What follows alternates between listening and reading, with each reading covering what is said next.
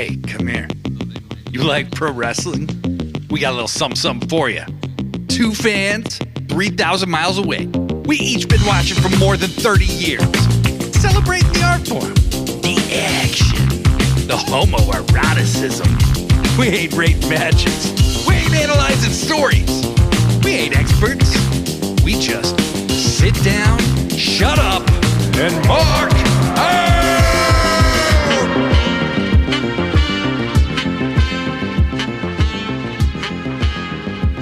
Hello, everybody. It is Blade Daily, and I'm returning for the first time from a break that we've ever had.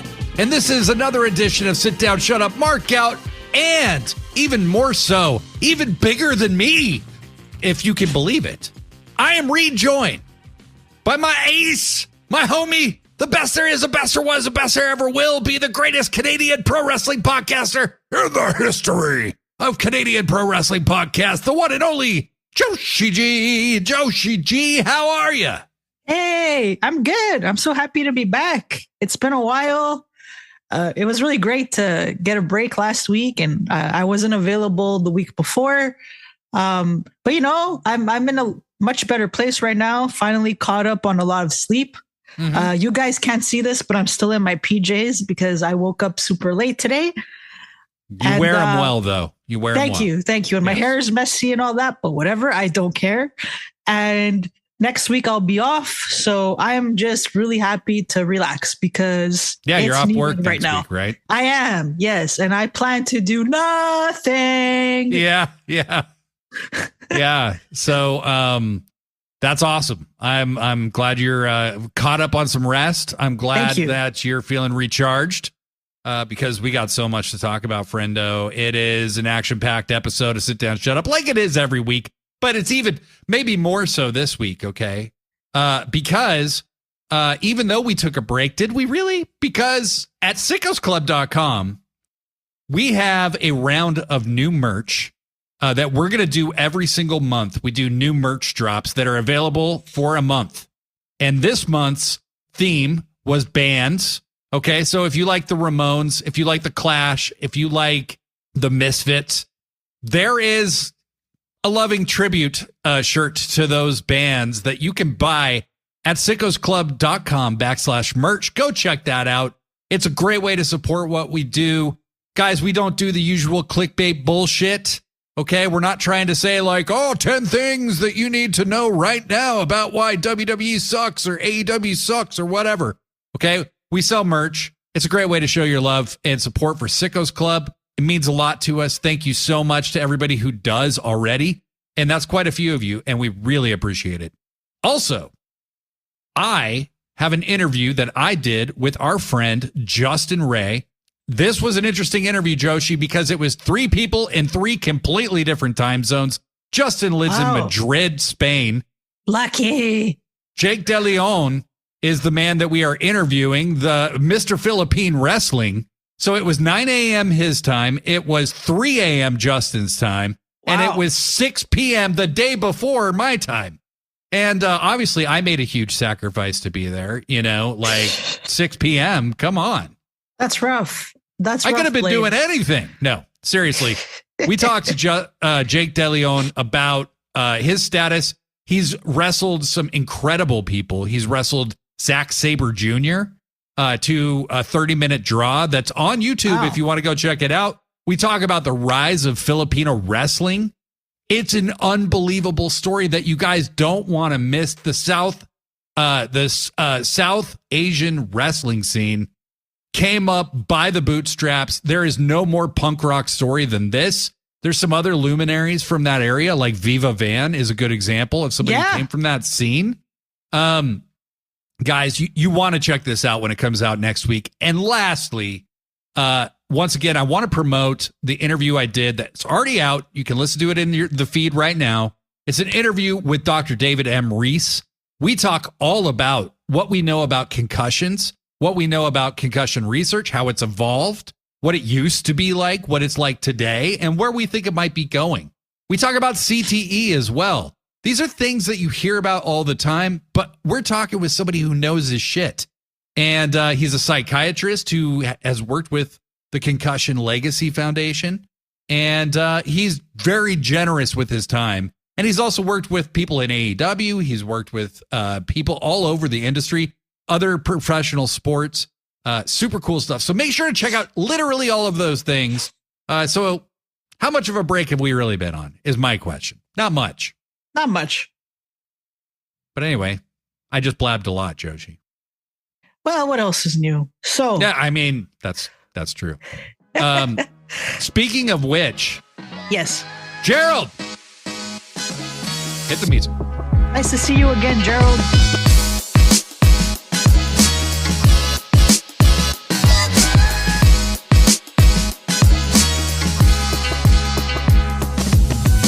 All right, Joshi, first thing on the docket. We're not going to spend a lot of time on this, but it's newsworthy, okay? Yeah. It's not exactly new news, but on May 2nd, a bunch of people got released from WWE, as is their thing that they do after WrestleMania every year.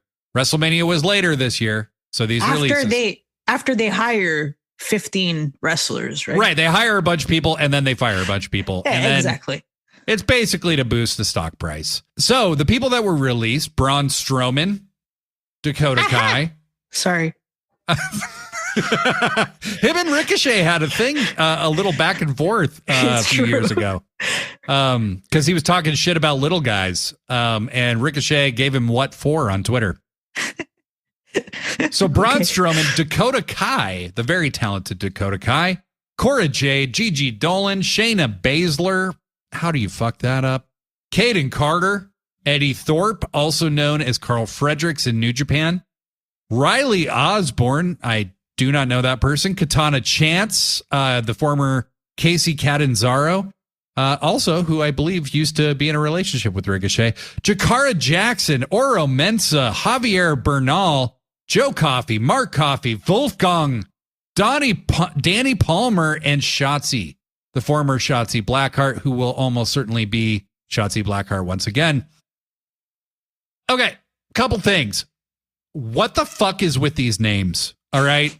Oro Mensa, what the fuck? No. Who picks this bullshit? These names are so horrible. And this I don't is even random know name generator garbage. And you know, I don't even know who some of these people are. I don't know who most of them are. You. Okay. Yeah. So naturally, the conversation gravitates towards, AEW needs to sign insert wrestlers here. So we're going to talk about real quick who we think AEW should sign from our perspective. So I'm going to list a wrestler and we're going to say yay or nay. Okay, let's go. Can we do aha if we find it ridiculous? Yes, absolutely. Braun Strowman. Aha! Aha! Yes, absolutely. Fuck Braun Strowman. Dakota Kai. 2 thumbs up. 2 thumbs up. I agree. I think Dakota Kai might be the strongest name on this list. Hell yeah. Cora Jade. No. Gigi Dolan. No. Shayna Baszler. Maybe. Yeah, she's a maybe for me. I think if they use her well, you know, Shayna is 44-ish, I believe. 44, yeah. She's great. I'm not trying to be an ageist here, but athletes have a shelf life. That's just the way it goes. But she's very good. I cannot believe they fucked this up. And she was surprised, right? Because she was used recently. So I'm not sure what happened there. Yeah. Her and Nia Jax and all that. I mean, I would just see clips of them, whatever, but they were on the main roster being used. Yeah. But I think she could be a great coach in ROH, AEW, you know, kind of the same way that they're using, oh shit. I'm spacing on her name right now. She's Madison a wrestler. Rayne? Madison Rayne. There you go. Yeah. Thank you. That would be a good use for somebody like Shayna. Caden Carter. I'm going to be honest. I don't really know who that is. So no. I do. She was kind of a lower card wrestler when I stopped watching WWE in NXT. But we'll get back to something about her. Eddie Thorpe, Carl Fredericks. No. Nah. Riley Osborne? No. Katana Chance, the former Casey Catanzaro American Ninja Warrior lady. Nope. No. Jakara Jackson. No. Don't know who she is. No. Me neither. Oro Mensa. I don't know who that is. Nope. And no. Javier Bernal. No. No. Joe Coffey. No. No. Mark Coffey. No. No. Both dudes who got shouted out during the speaking out times. Yeah. Okay, I didn't know that. Yikes. Okay. Wolfgang. Nah. Danny Palmer. Who's that? No. No. Also don't know. And Shotzi. No. Definitely not. No on Shotzi. She will do very well on the indies. Yeah. She's beloved on the indies. She's also a better wrestler than she showed in NXT and WWE. I've heard, since this all happened, a lot of people say she regressed a lot in WWE. She did. And I didn't really see her wrestle very much, so I couldn't tell you that. But I saw Shotzi wrestle on the indies, and she was not bad. So yeah, she is one of the people I think could really rebuild themselves. As far as the rest of them, there was a round of releases in February as well. B. Priestley, prominent amongst them. Also Gallows and Anderson. Here's what I'm noticing. The NXT UK crew is being cut loose en masse. And also the LGBTQ, specifically women in WWE, are being released en masse. And even Dave Meltzer, who is very oblivious to this kind of shit, had to mention it because it's glaringly obvious. Shayna Baszler, Kaden Carter, Shotzi, and B. Priestley, I believe. Go ahead. Remember in our group chat, iBlade, when we heard about all these releases, that was the first thing I said. Yeah. They're releasing a lot of LGBTQ plus wrestlers. And that's very concerning. Yeah. Yep. This is becoming a company that's for, how can I put it? Straight people with a lot of money. Because their ticket prices are ridiculous. Everybody agrees on that at this point. So it's not if you're a member of the LGBTQ plus community, I don't see how that company would appeal to you at this point when they're cutting members of your community. I don't know. It's just really messed up to do that right now in 2025. And in terms of some of these wrestlers, look, Cora Jade, Gigi, Shotzi, before they signed with WWE, it seemed like they were improving a lot. And then, once they signed with WWE, they regressed. Yep. I know some fans want to see them in AEW, but at this point, I don't think they should sign women that aren't great. Just mediocre. I don't think they have room for that right now. These women need to go to the indies and improve a lot before they even consider signing with AEW, or rather, before AEW considers them. They're just not that good at this point. I'm not trying to be mean, but it's the reality. I don't think there's a lot of name value carryover from the NXT show. I just don't think so. Cora Jade is somebody that I think could go on the indies, show what she can do, and generate some buzz around herself, just like I know Indy Hartwell's kind of trying to do. Yes. But she ended up in TNA, which is kind of almost like a subsidiary of WWE at this point. And I think Gigi and Cora may end up doing the same thing. Gigi Dolan, I forget what her name was on the indies, but Priscilla Kelly. She was very well known on the indies, as well as Shotzi. So I think that both of them will be welcome with open arms on the indies, and maybe they can show the world what they were missing, and maybe. I don't wish anything bad for any of these people. Yes, I find it funny that Braun Strowman got released again because he's been outwardly a dick.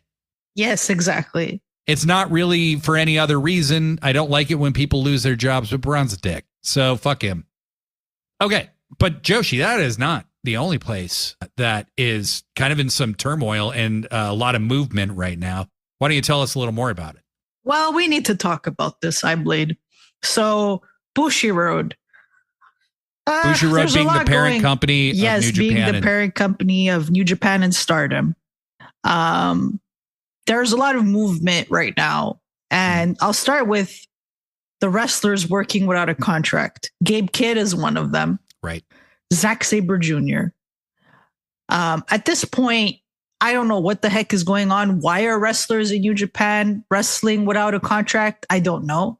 They need to be signed to the company. It's like you look at what happened with Jeff Cobb.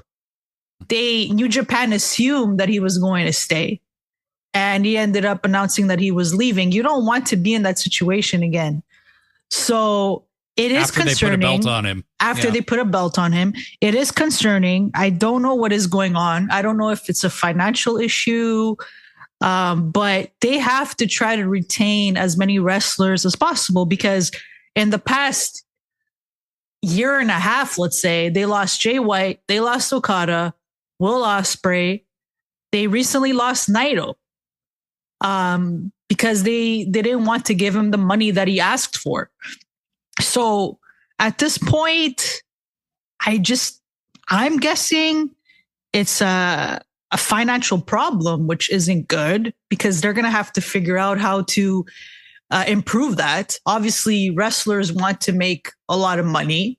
And yes, they do get paid more in the United States. That's the reality. That's why you're seeing some of them move to the US, such as Okada, who's a big one.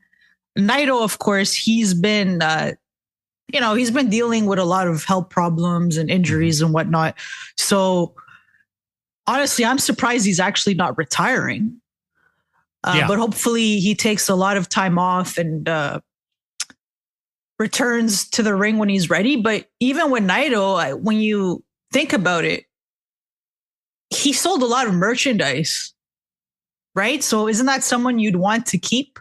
Well, so the thing with Naito, this is an interesting conundrum, right? Because he's clearly isn't as physically capable. I want to be clear from the jump. Both of us love Tetsuya Naito. Yes, for sure. He is one of the greatest of all time in New Japan history.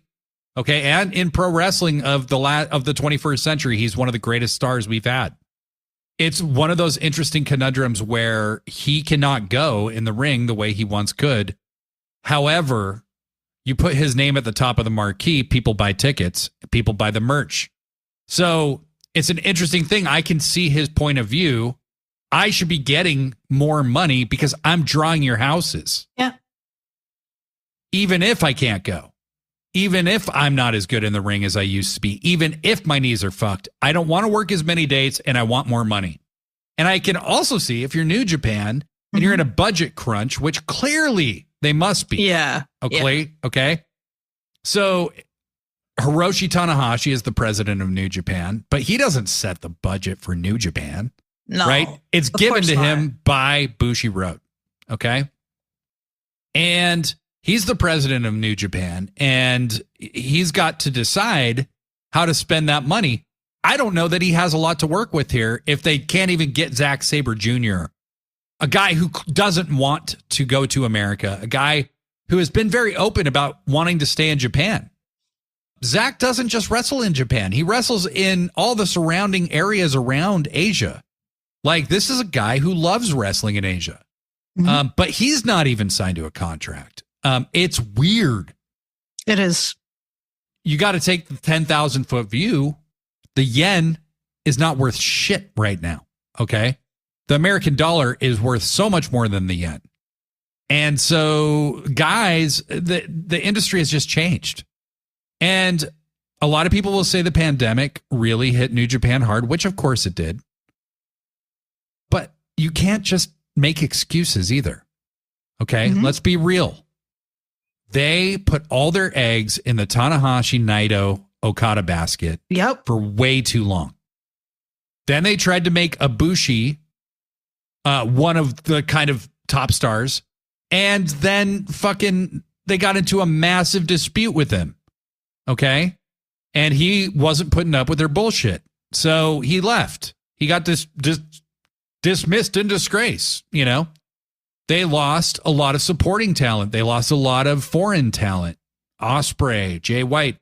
Are you going to tell me that these guys should be expected to work for whatever New Japan decides they can pay them. Fuck that. Right. Okay. If there's more money to be made somewhere else, go there. Jay White, go there. Will Ospreay, go there. Kazuchika Okada carrying this company on his back the last 10 years. The wrestlers haven't done anything wrong. I've seen a lot of that bullshit.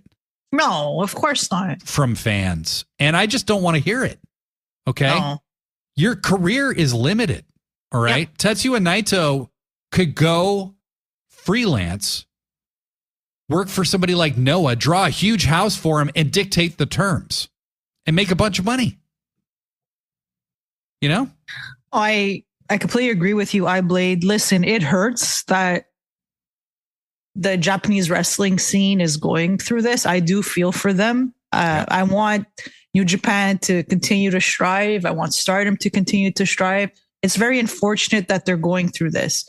What can they do? I mean, I'm not sure because I'm not really a financial expert, but they do need to figure that out because as an NJPW fan, I've been having a hard time tuning in recently because there's just so many changes. They're going through this like huge transitional period. It's not clear who they want to push, who they don't want to push yet. And I agree with you. Like that was one of my complaints actually a couple of years ago that they were relying on Tanahashi, Okada, and Naito way too much. It's time to focus on your younger stars. And they're doing that now, kind of, I guess. They're starting to. But these wrestlers that I mentioned, the bigger names should have been used to put these younger wrestlers over. Yeah. So, I mean, they're going to have to figure it out. Like, it is a bit of a... None of these dudes are around to pass the torch now. No, exactly. It is a bit of a rough period for them. Yeah.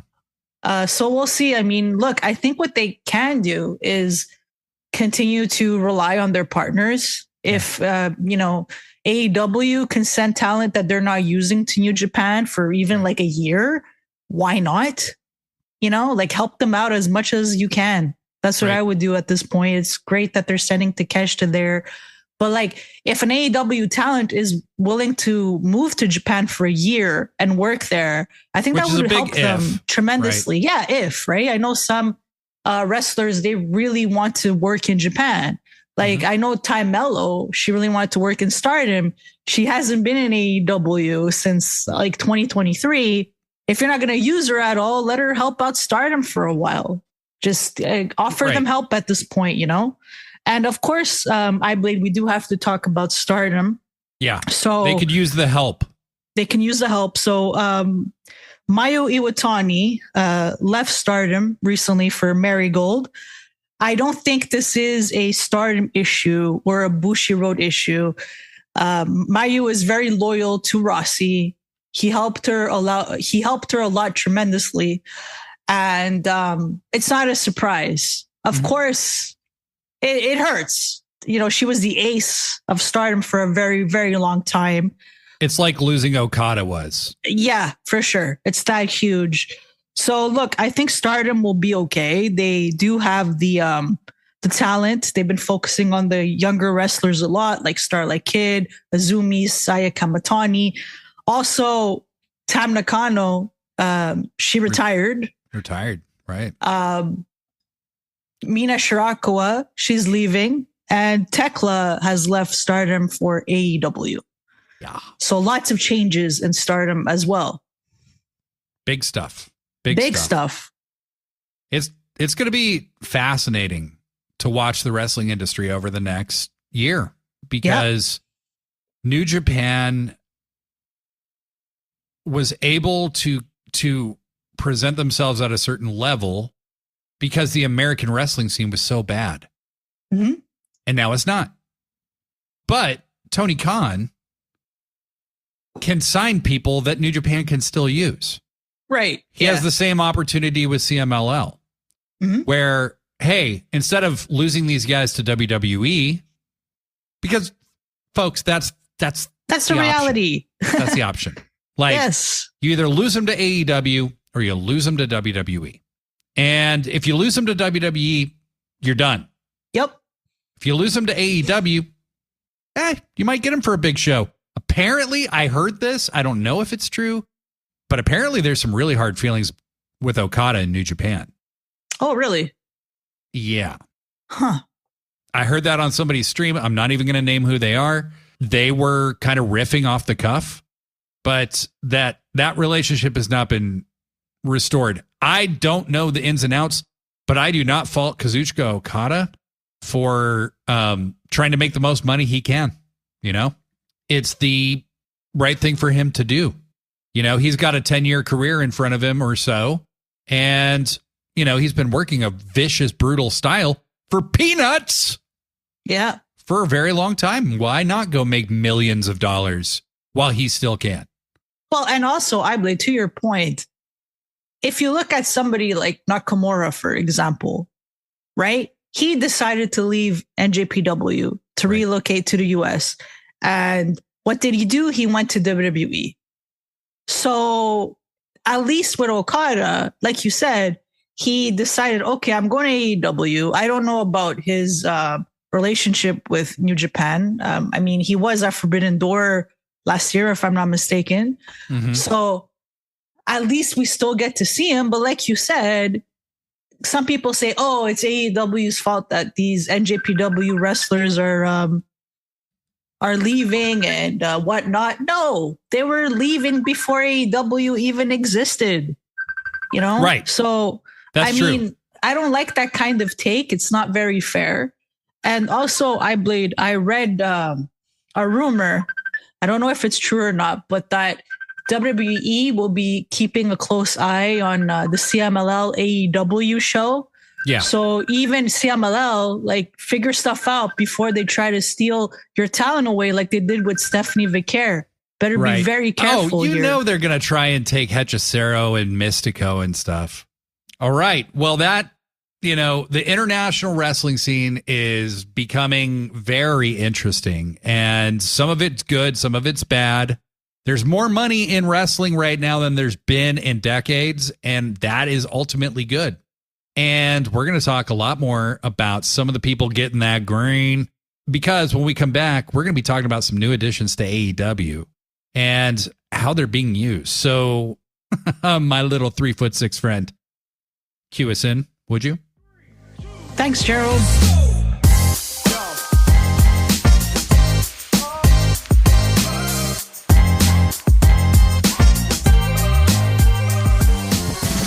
Hi, Blade. You still there? Knock, knock. I'm still here. I know I got up and danced a little bit. But. Yeah, I mean, you were dancing with Gerald, so just making sure. He's adorable, isn't he? He really is. Really is. He bit me. Oh, on the shoulder. I didn't notice that. He does that. Well, you know, it's probably his way to show you affection. I think so. I think you're right. So, you know what, Blade? Since we talked about Thekla, why don't we start with her? So, you know, on Dynamite, there was a very huge tease, and I missed it. I missed it as well. Yeah. So when people were saying, "Did you see the spider? See the spider?" I'm like, what the hell are these people talking about? And then I went to look it up, and I was like, oh, there really was a spider that showed up during the for like 2 seconds. During the women's 4-way match. And of course, because I get distracted by my dog sometimes, so it's possible that I looked away and bam, that's when it happened. However, or we're all in this Discord chat too, you know. So like sometimes I'm just typing and I don't see it till I watch it again later. Shit. Yeah. However, I don't know about you. I did catch it on Collision on Thursday, and I was very happy. I did not. No, not again. Really? I've never caught it. I've only seen the little clips people have made. Oh man. Okay, I even watched Dynamite again and didn't see it. Really? By myself without anything distracting me in bed. Like it was the only thing I was watching and I still missed it. It's like your brain doesn't want to register the spider. Are you traumatized by spiders? Do spiders scare you? No. Snakes scare me. Oh. So I've found it's interesting. Just a little side note. People seem to either be more afraid of snakes or spiders. And it's a little gendered, I've noticed. Really? Like dudes seem kind of freaked out more by snakes. And the ladies / femmes / however you identify that's not male tend to fear spiders a little more. That's actually very interesting. So I don't mind spiders. I don't mind snakes. I'm not a fan of rats. I don't like rats. Is anybody a fan of rats? Some people are. Seriously. Well, Jim Cornette. He looks like a rat. He does. He talks like a rat too. Yeah. If a rat could talk, I imagine it sounding just like Jim Cornette. That's my phobia. Yeah, seriously, right? Yeah. Squeaky voice and fuck you, motherfucker. Extra onions. But yes, spiders actually don't really bother me. Okay, all right. Look, I'm not saying it's 100%. No, I know. I'm just saying because I have noticed that a lot of women, oh my God, you better kill that spider. I'm just like, oh, okay. Hey, spider, how's it going? We have a brief conversation. And look, that's just my empirical understanding of the issue. Okay. Yes. And I know I'm never wrong. So people tend to believe everything I say. But I'm not saying that's scientific, guys. I'm saying I'm Joe Roganing this right now is what I'm doing. Oh, no. I'm Rogan. Okay. Blade. Joshi, help me. I'm Roganing. Let's talk about Thekla, okay? Yeah, let's talk about Thekla. For those of you who are not familiar with Thekla, she was a member of Hayter. And one of her fellow members was Momo Watanabe. And if you remember this, she wrestled Mercedes at Revolution. Had a stiff fucking match. Very stiff match. Yes. So Thekla is freaking awesome. She rules. She's an amazing wrestler. She's very innovative. She does the whole spider, this whole creepy spider move in the ring. She does the Bray Wyatt spider walk, but better. Way better. Now, Blade, I have some questions for you. Please. So, when do you think she appears, and who do you think she targets? This could go a lot of ways. Okay. So, I think she's appearing soon, and I think it might be next week on Dynamite. So for the Eliminator match? Yes, for the Eliminator match. So Sky Blue's return was announced. Woo! Sky! Very stoked. Sky looking incredible, looking ready, looking like a star. It's kind of interesting because a year ago or 2 years ago, if it was Sky Blue's coming back, it'd just be whatever kind of. And now it feels like a big deal. She really climbed the ladder in perception. I kind of want her to join Hounds of Hell. She looks very gothed out. She might out-goth Julia, honestly, and maybe that's why they wouldn't do it. But Sky and Julia together was cool. Oh, yeah. Women's tag titles. Anyway, so they announced that Sky Blue's returning. Toni Storm's wrestling in an Eliminator 4-way, which she also did this week. She better lose this time. Yeah. You know how I felt about that. She had some feelings, yes. Yes. But they didn't announce anybody else.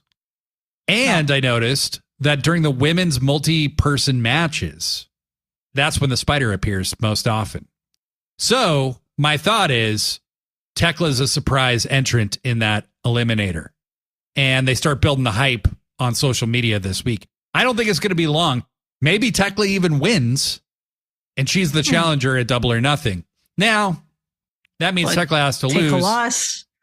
But that's okay, because it's Toni Storm. True. But she can also be in the match and not take a pin. So, I don't know. But I think they might do it there. It's going to happen soon whenever it is, because there's no way you do the spider thing if she's not showing up soon. Thekla is also from Austria, and she speaks incredible English. And she is a world-class movie supervillain shit talker in the ring. So I watched this match that she had with Mina Shirakawa in April in Stardom. And she is just talking shit to Mina the whole time. She goes, so Mina's sitting on the turnbuckle. She's like, clear some space for me, baby. And then she starts climbing. She's pushing her. She's like, clear some space for me, baby. She's just she's awesome. Okay. And for some reason, she's with a fucking loser, Clark Connors, when she should be with me. Okay, she should be with me. Okay, that is true. Thekla, you need to be with my bestie, iBlade here. Okay? I mean, sorry, Clark. I'm sorry. Clark, we don't actually hate you. It's just that you're great. You could get somebody else. Like, yeah, come on. You're young. Come on. You're young. You're young. You look like a cowboy. I only have a few years left. A few years left. Where I'm viable. Well, iBlade. And I'm barely viable now. Stop talking like this. Don't put yourself down. What's the matter with you? Thanks, Joshi. I miss you. Don't cry in front of everybody. Okay. I'm not crying. So I want to know your take on this, iBlade. Mm-hmm. If it is true, well, if Mariah May does end up leaving AEW, we don't know right now. Mm-hmm. All we can do is speculate. If it happens, okay? I actually do think that Thekla is the perfect freaking replacement. I completely agree. The minute I saw Thekla for the first time, I was like, holy fucking shit. Yeah. This woman has to go to the US. She is going to be a massive star wherever she goes. And if Mariah leaves, and I don't want her to. I like Mariah a whole lot. Okay. Mm-hmm. But if she leaves, her character had a perfect arc. Okay. 2 years, was in the biggest story in the promotion for the entire time, was a world champion, legitimized herself in America, and then she leaves. And then as immediately you have Thekla coming to your screen. Now, if Mariah stays, her and Thekla could be potentially aligned or opponents. And that would be fucking amazing too. Like the two biggest bitches in the world going at it against like Tony and maybe Mina, you know? Well, so iBlade, I had another thought, right? Please. And I really hope this happens because this has been something that I've been urging AEW to do for the longest time. But for some reason, Tony Khan doesn't listen to me. Yet. So I actually really want Thekla to be in a faction. I really want that. And I could see Sky Blue in that faction with her. Oh, that's a great call. That's a great call. Yeah. I could see Thekla with Sky Blue. Yeah, for sure. No, Thekla should lead a faction. Yes, please. She would be so good. And like she could out heel like somebody like Mercedes. Hell yeah. I think she could be somebody who could turn Mercedes babyface, honestly. Like this woman has shithead all over her. In the best possible way. In the best, sexiest possible way. Not actual shit on her head. Not actual poop. Nope. Nobody pooped on Thekla. She has very nice hair. That we know of. Maybe Clark. If you go on her Instagram, there is footage of her just shooting a machine gun. Or like an automatic weapon of some kind. Yeah. She's just insane. Casually. She's also like a painter. She's also And she's her nickname creative. is the Toxic Spider. She rules. You know, Guys, I would actually be. We're going to eat so well. We are. I would actually be very scared of her. I'm not going to lie, man. Like she was beating up the president of Bushiroad, Okada. Yeah. That Stardom show. Regularly. Yeah, she bullies everybody. She would just antagonize anyone. She fucks with the fans. Yeah. She ain't scared of anybody. No, like she's legitimately scary, man. I just need a beautiful woman I can be terrified of. Look, we're going to have a talk with Clark later. Okay. He's the Defy champion. He's wearing the belt in New Japan. Look, there's a lot of fish in the sea for Clark. I agree with you. Just let Thekla go. Just let her go. Just let her go. Clark, you're great, man.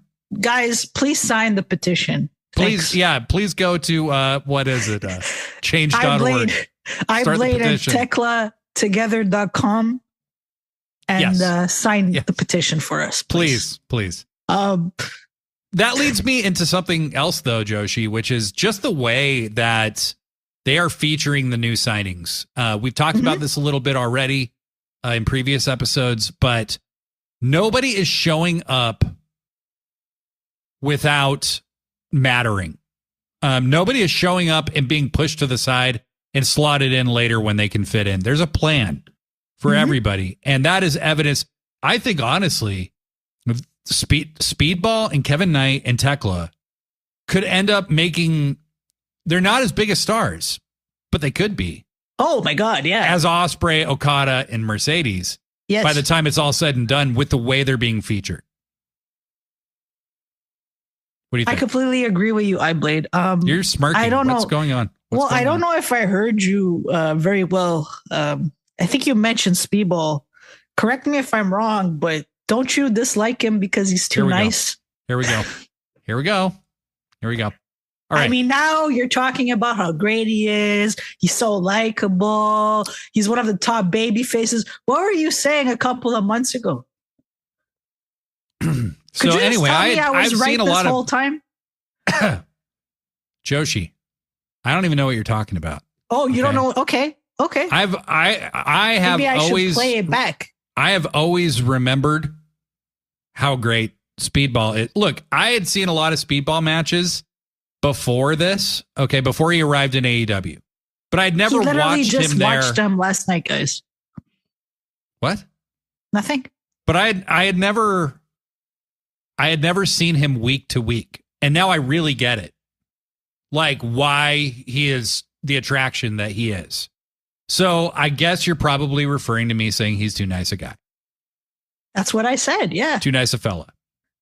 You criticized him. You said he's too Canadian. You even Joshi, imitated him.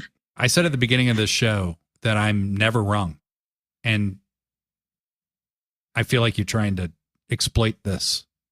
I just want you to say that. How much money do you want? Money? How much can you give me? I have $14. Oh, which if you factor in the Canadian conversion rate, it's like $400 your shitty currency. Hey, wow, harsh. Although it is shitty. Okay, well, at least I could buy Taco Bell or something. There you go. There you go. All right. So no, but iBlade has come a long way since those earlier discussions that we had about Speedball, and I have to say, iBlade, I'm very proud of you. It makes me happy. You know that I consider Speedball my son. I don't know if he actually knows this. Sorry if it's creepy. He definitely I'm just doesn't like your mother know that. In disguise. Yes.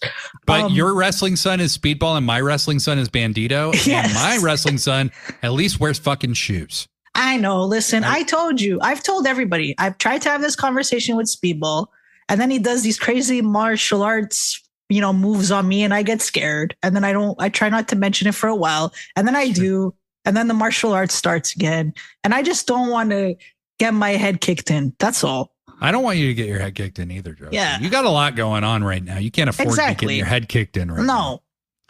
No. But as I've said already, watching him week to week has been a total pleasure. Yeah. He is a blast. He already feels like one of the biggest baby faces in AEW. He does. He's over in every freaking city they go to, right? Look, people love fucking Speedball. Okay. Yeah. And similarly, Kevin Knight has been such a fantastic addition to AEW, where he was an under the radar signing, where I think he was perceived as a lot of people may not have known who he was. I had seen him wrestle a few times with the time splitter gimmick, Kushida. Oh, yes. So I'd seen him actually at a Defy show with Kushida. And there is no doing justice to this man's vertical leap.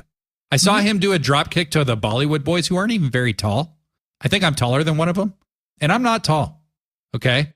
But he gets so much height. It's like an Okada drop kick. Okada in his prime doing the drop kick where it looks like he could jump over the guy. He's been fantastic so far. And I think they've slotted him in perfectly. He's an insane athlete. He's on TV every week, even if he doesn't win.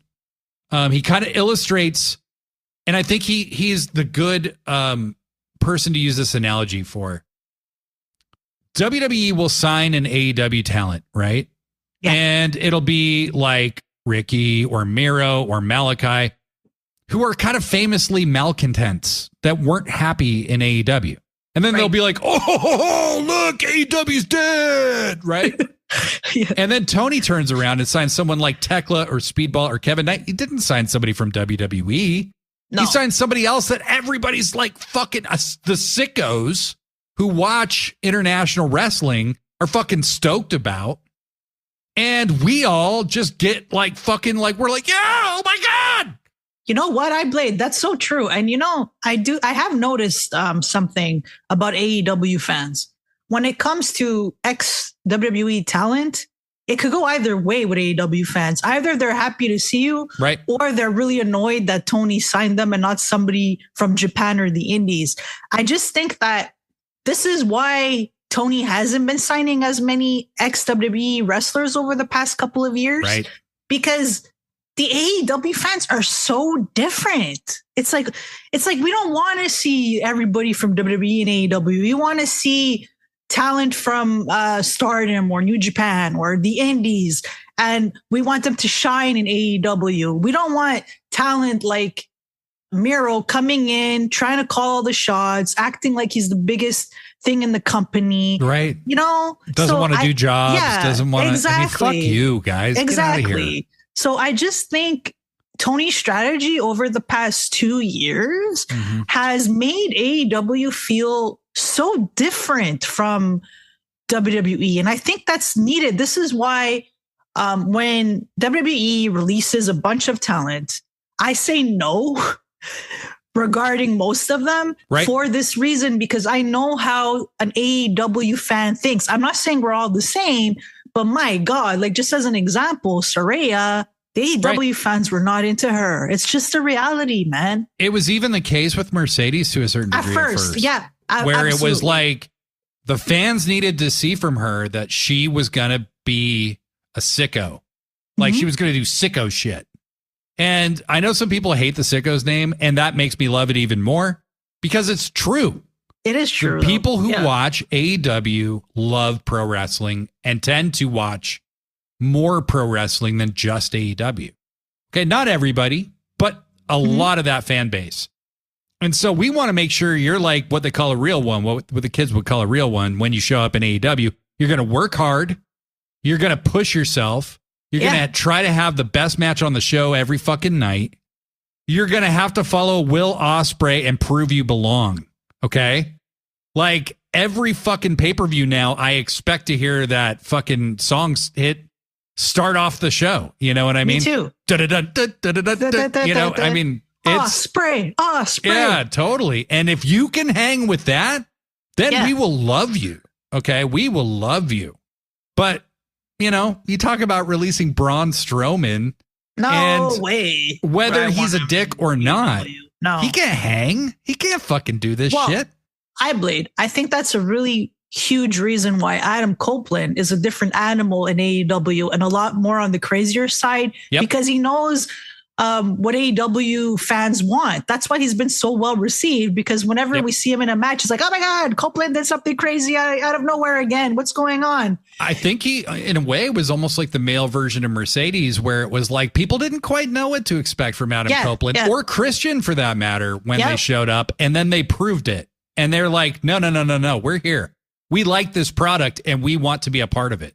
It's so and true. Danielson, same thing, you know, where, oh my God. Look, we knew Danielson was great, but oh my God, we love you. Is he going to coast? Danielson. You know, is he just going to finish out his last few years and retire? Nope.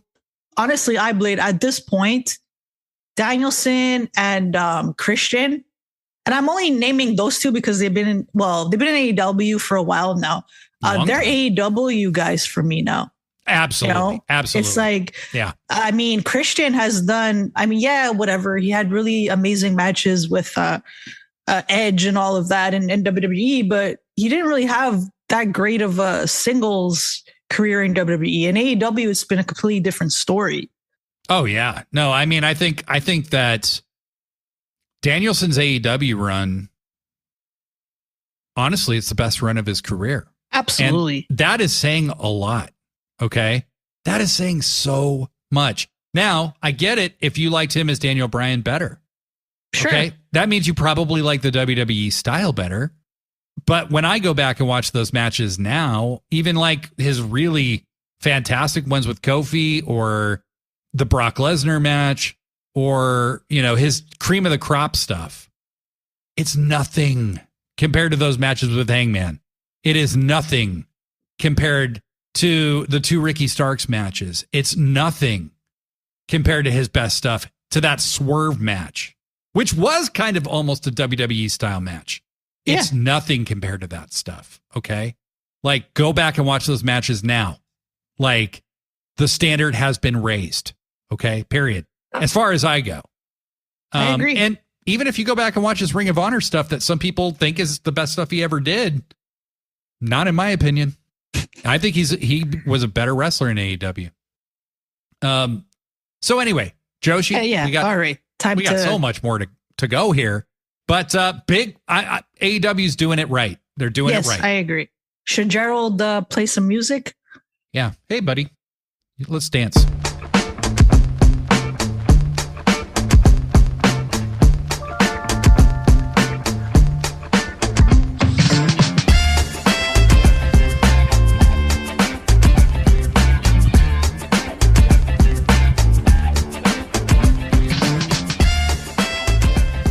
Okay, iBlade. I really want to talk about this because I saw a lot of criticism online about this particular talent and the way she was being used. So let's get down to business. Let's do it. So, as you all know, Jamie Hayter was out of action for a very long time because she was really badly injured. Yeah. And prior to her injury, she was the top female babyface in AEW. The world champion, actually. The world champion. So the thing is, it's just a sad reality when someone's out for that long. I don't want to use the word that they're replaced, but somebody else emerges, right? So Toni Storm, while Jamie was gone, her character work got really good. Her wrestling has improved a lot as well. So she became the top babyface in the women's division. And so when Jamie Hayter came back, of course there was criticism. Oh, like at All In, why was she on the pre-show? And then there was criticism about her new look. Why does she look like a 70s character? What are they doing? They're not featuring her enough. She's not in a prominent position, et cetera, et cetera. So I love Jamie Hayter a lot. Yeah. She is one of my favorites. I met her when we went to see Dynamite in Winnipeg for my favorite wrestler, Kenny Omega. I did meet her. She had an autograph signing. Loved her. Such a sweetheart. She's so cool. Loves Japanese wrestling a lot, which is awesome. She also sang happy birthday to our friend Lee. Yes. Fellow Sicko Lee at an Eve show. Yes. So she's ace in my book. She's really cool, right? So the thing is, when a wrestler comes back from an injury, it takes time to build up their momentum. You want to make sure that they're healthy for a while, right? Like sometimes it happens, a wrestler comes back, they get hurt again, which sucks. But look, it happened with Bandito recently, right? Right. So they've kind of been taking their time. And she also had visa issues. She had to go back to England and sort that out. So I have to say, iBlade. Right now, I think they're doing an excellent job with Jamie. Put anybody in a feud with Mercedes, fans are going to be interesting. Mercedes has this way with in these rivalries where you suddenly really get into her opponent, right? Because first off, she's a terrific heel, right? And secondly, Mercedes is an amazing storyteller, and third of all, she gives her opponents a lot. So this is why I feel she's being used a lot to elevate talent. Like, yes, she doesn't lose, but it doesn't matter. You don't have to lose in order to elevate your opponent. You do not have to lose to exactly. So, I mean, look at Harley Cameron, right? So I just feel like now that Jamie's feuding with Mercedes, she's feeling like a bigger deal again. And I'm really liking this. I thought their brawl on Dynamite was really freaking good. Really good. Really good. I'm really into this feud. Like, I just want more and more and more. And I just wanted to know your thoughts, iBlade. What do you think? Well, for one, Jamie Hayter versus Mercedes is nothing short of a dream match. I was a huge fan of Jamie Hayter before she got hurt. And let's be real, Jamie really didn't have much of a personality before she got hurt. The fans just organically liked her so much. They liked her gimmick. They liked everything about her. So, of course, she comes back. She changes the gimmick. She's not with Britt anymore. She's not, just this chick who comes out and shakes her shoulders, to to the Hayter rave music, and she really makes a big change. And you and I talked about it offline, and I said, I think the only thing missing for Jamie is that we need to know more about who she is. And part of that is because AEW had done such a better job of showing us who everyone else was. Yeah. And so we needed that for Jamie now in order to stay as invested. And that sit down with Renee this week and the last few weeks with these backstage things too, really have gone a long way to making Jamie show just how special she is and how invested Tony is in her. And Jamie is absolutely worth that. She's one of the top female wrestlers in the world. There was an interesting note in that interview where Renee very briefly says, and you have this history with Timeless Tony Storm. And she goes, I don't even want to talk about that right now. Oh, yeah, it's true. I think that's a tease, right? I think so too. Of You're where right. things Yes, are going, because Mercedes about that. attacked her really shortly after that. They have a super fun brawl. Man, did they make great use of that building. So much fucking fun, man. Yeah, I like that building a lot. Yeah, I love that building. And they're just finding ways. Like, hey, if we're going to be in these smaller, intimate venues that hold 2,000 people or 3,000 people or whatever, fucking use them. And man, that was so fun. It was. And fucking Jamie threw Mercedes over a balcony. That was so good. They're chasing each other around. I mean, and then Mercedes just, man, great shit. Also, the C2 has really taught Tony a lot about tournaments, I think, and how to book them, because the Owen feels like a huge deal now. I love that they figured out who the finalists were in these tournaments weeks in advance. Me too. It wasn't yes. decided on Dynamite. It's decided at Double or Nothing. And the winner gets a shot at All In. That makes so much sense. And it's been so much more fun because they make those rivalries feel more personal. The Hangman Will Ospreay match at Double or Nothing, that's going to be insane. Yeah. Mercedes and Jamie's going to be insane. But most importantly, like you said, Jamie feels like a big deal, and we're learning more about who she is. And I think she's winning this tournament. You called it from the very beginning. I think so. I can't believe I had never even had that thought, because after you told me that, I was like, duh, that makes perfect sense that Jamie's going to win the whole fucking tournament. It's all about the history, right? It's all about that history and what she said her motives were when she came back. Yeah. And also, I would like to ask some fans to please stop referring to Jamie Hayter as Becky Lynch. Women are allowed to have orange hair. What? Yeah, I see this on Instagram all the time. It's really stupid. They don't even wrestle the same style. Jamie Hayter would kill Becky Lynch. What are they talking about? I don't freaking know. It's like I love Becky Lynch too. I'm not even. That's not a diss. It's just that's the dumbest shit I've ever heard. Oh yeah, I see it on Instagram every time she posts a picture. Yeah, I'm never on Instagram, thank God. Yeah, but there's just someone that's like, oh, it's Becky Lynch. Please look, the comment section on Twitter, on YouTube and Instagram, that is hell. That's what hell is. I know. And a lot of Reddit. Yeah. So just stay out of there, Joshi. Stay out of there, Joshi. I will. It's just not I'll post a comment and then I'll see a response and just shake my head, Yeah. Gosh. Okay. So yes. Jesus. Real quick, I just wanted to mention AEW seemed to recently remember how great they are in multi-man matches. Oh yeah. Holy shit, the Young Bucks look good right now. Yeah. They seem healthy. They seem refreshed. They seem passionate and revived in every single way. They're in incredible shape.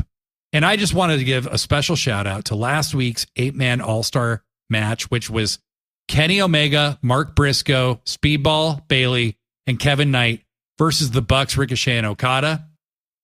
Holy that was awesome. Fucking shit. A 30-minute 8-man match. Unbelievable PWG style, crazy sprint of a match. So many pre-planned spots that were executed flawlessly. And the one that I actually enjoyed the most, that made me laugh, that CM Punk tried to dunk on Instagram, by the way, because he's a fucking dork. Yeah, Mr. Serious over here. Oh, yeah, wrestlers gonna be serious all the time, unless it's me. doing something stupid, like fucking trying to be John Cena. Yeah, even though like I botched the buckshot lariat like 4 fucking times. Anyway. He sucks so much balls. Suck those balls, Phil. Anyway, my favorite spot was actually the spot where every guy in the match went for an elbow drop and missed. That was fun. Yeah. That cracked me the fuck. I was laughing out loud by myself to myself. That was hilarious. Great match. Then they have an all-star trios match on Dynamite this week, which is Speedball, Mark Briscoe, and Swerve versus the Bucks and Ricochet. By the way, put Ricochet in the Elite. Oh, please, yes. Please. He fits it better than Jack Perry. Honestly, I agree. Yeah, he's a douchebag asshole, fucking nerd, just like the Bucks and Okada. He's great. And I thought it was really generous of Matt Jackson to give him some of his hair. You know that. Look, that you can donate hair in this world, and this week both the Bucks donated their hair. They did, and Nick, very nice boys. Nick has progressively less hair to donate, so that's true. It's even kinder. Okay, yeah, even true. kinder. And then, as if that wasn't enough, there was another All-Star 8-man on this week's Collision. Bandito, the Outrunners, and AR Fox versus Kyle Fletcher, Trent Beretta, Rocky Romero, and Lance Archer. A fantastic match. AEW multi-man matches are incredible. WWE had trained me as a fan before Dynamite to believe that if you had a 6-man match, it was basically a waste of time and didn't mean shit. They weren't good matches. They usually ended in some kind of dumb disqualification or like it's true, yeah. Just somebody cheating really flagrantly, and it was the same people over and over and over again. And AEW, when they first started doing Dynamite, they would announce these multi-man matches, and I'd be like, I don't really. Who cares? And then they do them, and I'd be like, wow, that was the best match on the show. They're so fun. And they kind of fun. got away from that for a while, and they're getting back to it. Tony, keep the foot on the gas here, okay? Yes, I do it with the woman, too. Do it with the women. Yeah, come on, man. Come on, dude. Like, do an 8-woman all-star match. That would be so dope. Have the Bucks coach that match. You know what I mean? Seriously, why not? Holy shit. Like, you have to have Serena Deeb, Aminata, Sky Blue, Julia Hart, these people that aren't necessarily in a major story. Exactly. In a major story right now, feature them in one of those matches. A Joshi, please. Damn it, Tony. Mina is coming. Yes, I know, but I want to see. So is the rest of the world. Yeah. Oh, yeah. Obviously, we all are. But I mean, I want to see another Joshi too. Like, I want to see Yuka, man. I miss her. Of course, I love Yuka. I love Yuka. I'd love to see Shida once in a while. I do think she's slowing down on wrestling, but well, she is in Japan, isn't she? For her visa. Yeah. Yep. Okay. So just quick shout out to AEW, but we have a larger discussion. I have a bit of a rant to go on. And Gerald, I would appreciate it if we could dance. And this time, please don't bite me.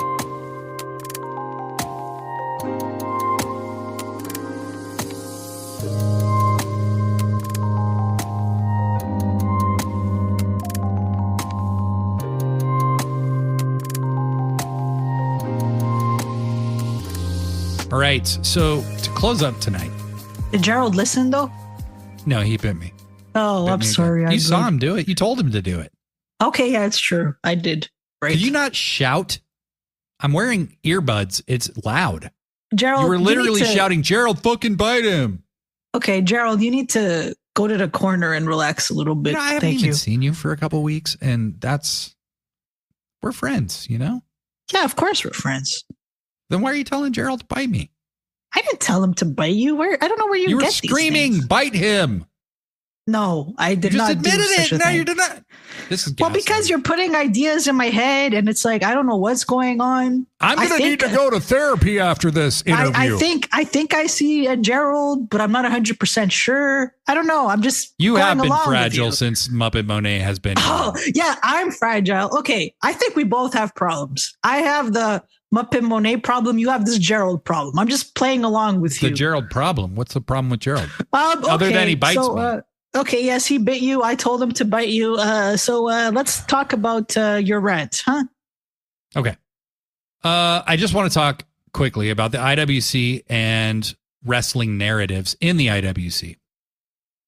Okay, so the reason that wrestling news is broadly not legitimate is why I want to talk about this. It's not everybody.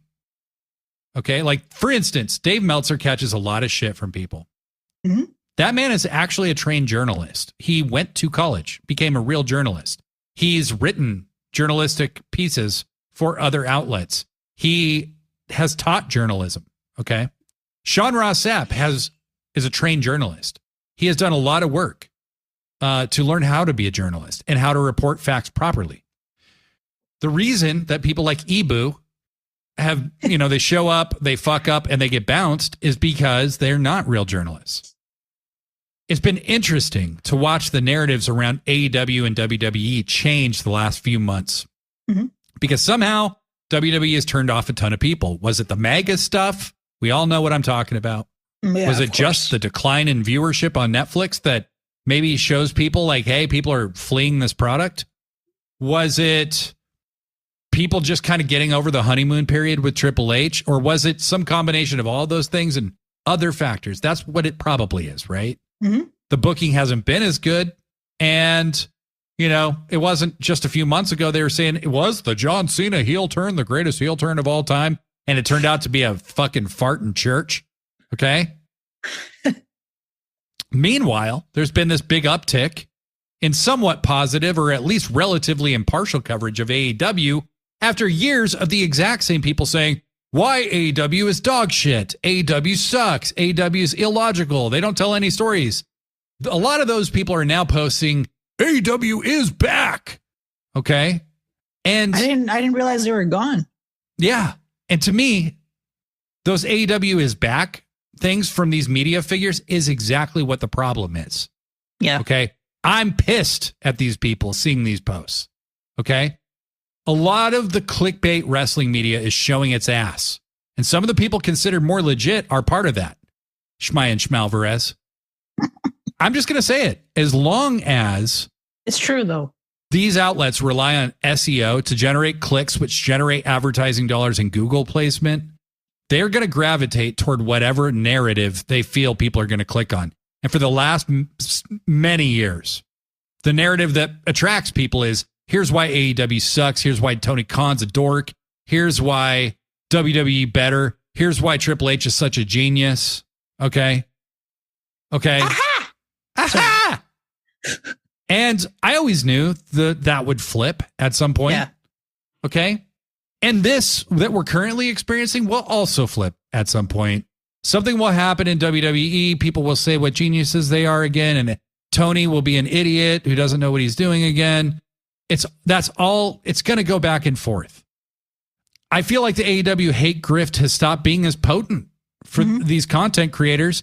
And now they're just turning it to WWE. So people keep clicking their shit. Okay.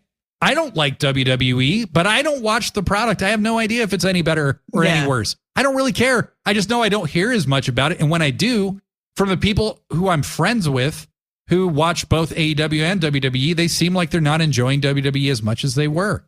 That does seem to be empirically true. But here's the deal for me as a fan. If I didn't care what these people were saying when they were shitting on AEW, I don't care what they're saying about AEW when they're praising it either. Right. Yeah. If anything, them jumping back and forth like this should show you how unserious they truly are and that they should be ignored. That they don't have anything of real value to contribute. Okay, they just want to be part of whatever's popular. Mm-hmm. And fuck that, dude. I'm punk rock, bitch. Yeah, we're punk rock here, man. Fuck that shit. Well, I think WWE is putting themselves in this position, though, because the PR has been really bad and it hasn't stopped. Yeah, this year it's just been, what are you guys doing? They're trying to cater to a particular demographic and they're making it very apparent who that demographic is. Yeah, exactly. And your current president is very well liked by that company and they make it very, well known, which is stupid because you should never show that you're a political company, and they continue to do that. I don't understand the logic. We've been talking about it for months. There's no reason to even do that. No, it's very... You can privately do it. Especially because they know how divisive this person is, and they've chosen to take a stance on it, which I don't agree with. Like AEW hasn't taken a stance on anything really.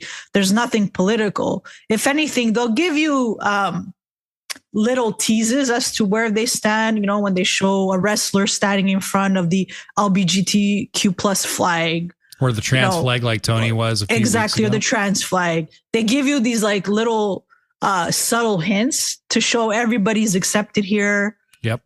You know, we embrace people from different cultures, different sexual orientations, so etc. So genders, I mean, whatever, genders, exactly. So I feel they're just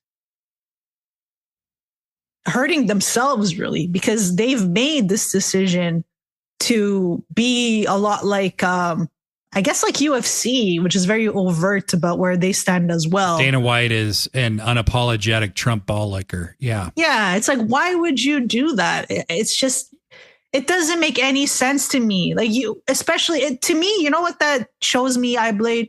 It shows me, well, you know what? If you're anti, you know, this person, we don't care about you and we don't care about your opinion. Right. That's the way I perceive it. I don't know if the directive came from TKO. Yeah. To be more like UFC. But obviously, look, the WWE ownership and office is deeply ingrained in MAGA. Okay. So it made sense for them to do it on a number of levels, but what a dumb business move. It's just like Trump himself, where Trump has greatly overestimated how much support he had. And WWE greatly overestimated how much support they would have for being MAGA. And it's blown up in their face massively. They're biting themselves in the foot right now. They're doing it to themselves. They don't have to be this political, and they're choosing to be. And for some reason, they think this is a great business model for their company. It's insane to me. Also, UFC people and wrestling people are vastly different fan bases. Exactly. There's very little crossover. There is some. I do know some people who like UFC or they like MMA and wrestling, but very few.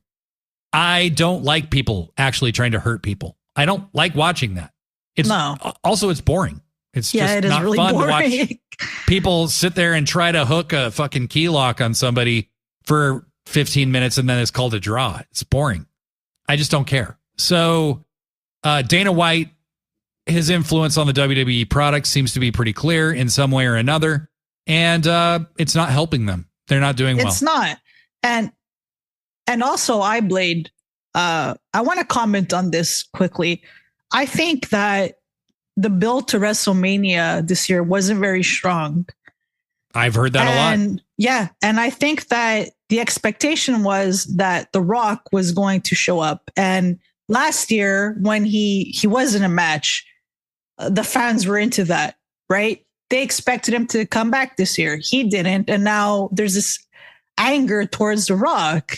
But for me, when I remember it was posted online somewhere, The Rock is appearing on SmackDown tomorrow or something like that. It was really last minute. And I thought, what? Why is this so random? Like usually The Rock is somebody that you would announce like a month ahead at least. He's such a big deal. It seemed very last minute. And I thought something is wrong. I don't think they're doing too good, because why is The Rock suddenly going to show up on SmackDown? It was out of the blue, right? So he shows up and then they do this whole thing at the Elimination Chamber and then he disappears. So when I saw this and when you had told me, I heard that he wasn't on TV to explain his motives or anything like that, I said, okay, something's up, man. They probably just brought him back because they wanted to increase ticket sales. And I don't think he was ever actually booked for Mania. I think it was just one of those things where TKO panicked. They called him and we're like, help us. He did that, and that was it. And so to see fans put the blame on The Rock for something he had no involvement in is very unfair. You know, and they're even showing WWE, there's an animosity towards The Rock and Triple H. Like, that's not a good look. Well, when The Rock does a podcast the day after WrestleMania to say like, hey, I wouldn't have done the ending of that match the way they did it. I wanted to do it with Cody, not Cena. Which would have been better. But anyway. And that he and Triple H had disagreed about who to do it with. That was very telling. Look, Triple H is the creative head. Okay. Yeah. Rock has a lot of power, but he doesn't run WWE. Okay. No. Do you think this guy really has time for that? Like while he's starring in movies and shit and like he owns a football league. Like, do you think he really has time for that bullshit? He does not. Okay. The Rock, just like if you were to estimate the value of WWE and estimate the value of The Rock, just The Rock, they're probably pretty close. Okay. WWE might be worth a little more, but not much. Okay. That's true. You're right. The Rock himself generates almost as many jobs as WWE. Okay. Mm-hmm. That's wild, but it's true. So people need to like get real with themselves. But what they really need to get real about, Joshi, AEW was really good last year and they just weren't paying attention. Okay. Yeah. AEW from like January to September last year was fantastic. They kind of slowed down for a couple months and it was a bit of a bummer. They picked it back up with the Continental Classic. The Death Rider story was really confusing. I will freely admit that. They are better this year so far. Oh, for sure. I think this might be like this first 5 months of AEW in 2025 is the best year ever. I think so too. Creatively. Yeah. It's so tied together. So I can definitely see people saying, you know, hey, this is really good right now. But to say it's back. It's better. It wasn't bad last year. It wasn't bad. Like, I will say there was a period where the shows weren't consistent. Yeah. And things were kind of all over the place. Right. But that happens. Injuries happen. Right. Plans change. So, I mean, it's not like, oh my God, that was one of the worst years of AEW. No, of course not. It's just like there was a period where it was a little bit confusing and hard to follow, but not the pay-per-views. The pay-per-views were always excellent. It was just the weekly shows. And I think, you know what, having 3 shows, I think that was too much for AEW. Yeah. I really do. I think especially 2 is the one perfect, of them that was so low priority. I think 2 is a good number for them. And I think they should stick to that. I agree. Yeah. And iBlade, since you had mentioned, so what's going on with WWE? Why is there less interest in it? Another 2 things I wanted to mention. So like the week of Mania, like building to Mania, that company spent most of the time talking about AEW. Oh, they shot themselves in the face. They shot themselves in the face. Over and over again. Yeah. And also Triple H saying, oh, we don't care what the fans say online. If you don't like our show or whatever, shut the fuck up or something. What are you doing? As I said, this is really them. That's the Dana White hurting strategy. Themselves. Yeah. It's just, I don't know. I don't know what that company's doing. I don't like that company. Keep doing it, guys. But you know what? Yeah, keep doing it. Hurt yourselves. Fucking dorks. You know, because their strategy right now is very stupid, in my opinion. Yeah. Yeah. And you know, like, you guys know we don't like WWE. And if you do, that's fine. But like, look, here's the thing.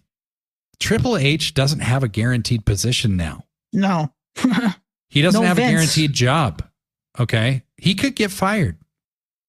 Nick Khan and Triple H during WrestleMania week really sounded like guys who are concerned about losing their jobs. Yep. To me, they sounded scared and weak. And I was laughing. Every time a new interview came out, Nick Khan, the guy who has been so dominant, might be the best executive in the history of WWE, has been so dominant the last 5 years and has seemed like he's playing 4D chess at every turn.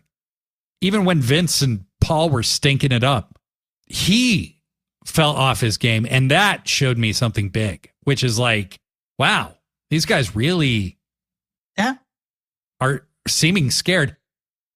last thing that I want to mention, I did not hear this quote myself, but it was shared on Blue Sky that somebody mentioned that Dave Meltzer had said that that WWE was paying podcasters under the table to badmouth AEW, which would feed into what we've been talking about, that these people are just gravitating towards narratives and whatever they think will benefit them, right? I don't know if that's true, but it would make a lot of sense. And then once AEW got that new TV deal, which was the whole point of that, they stopped paying. And now the narrative's flipping, right? It's true. It's true. Okay. And iBlade, I think AEW right now is doing an excellent job. And we've covered this on our show before. Don't mention that company. Focus on your own product. Be an actual alternative, which they are doing. They are absolutely an alternative right now. They understand their brand better than they understand ever have. their brand. Okay, so your weekly shows have smaller crowds. So what? I love that about wrestling. I don't want these big freaking venues for a Dynamite or Collision. Like for pay-per-views, of course, you want a lot of people in attendance. I completely understand that. It's like you look at WWF back in the 90s, right? I mean, it was really cool, like to see Raw in these smaller venues. It was fun. Had this it has this like gritty feel to it. Mm-hmm. And I miss that so much. And to see that in AEW again is really cool because, to be frank with you, iBlade, when they were running these like big venues, I was just like, I'm not feeling it. I don't like these big venues. Too many people. Doesn't feel as intimate, AEW and WWE are nothing alike, and they don't need to be compared. And we don't want them to be. I don't want them to be anything like WWE. No. So if they're drawing less people, I don't give a shit. As long as it looks good on TV, that's all that really matters. So, Joshi, it's so good to have you back. I can't wait to do this again next week with you. When she said she's off next week, she meant off work. Yeah. I'll be on the show. On the show. Joshi and I got a lot of shows to do. We are so stoked to be back with you folks. It's felt so good. Go to sickosclub.com. Look at that merch drop, baby. Make sure you subscribe to us on whatever platform you listen to podcasts on. Make sure you subscribe to our YouTube feed.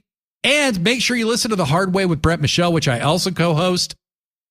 But until next time, I'm Blade Daily. I'm Joshi G. And make sure to sign the iBlade and Thekla petition, please. And that's Gerald. Pro wrestling forever.